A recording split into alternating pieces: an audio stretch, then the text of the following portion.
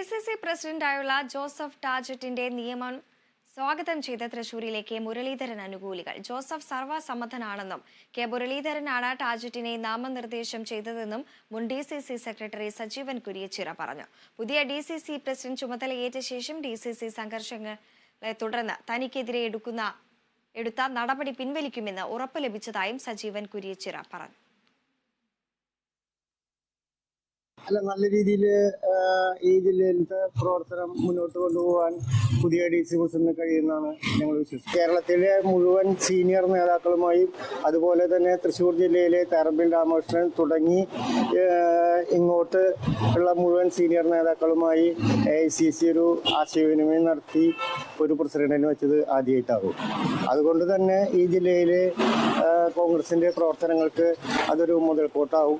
വീണ്ടും പഴയ പ്രതാപത്തിലേക്ക് തൃശ്ശൂർ ജില്ല വീണ്ടും എത്തും എന്ന് തന്നെയാണ് ഞങ്ങൾ പ്രതീക്ഷിക്കുന്നത്.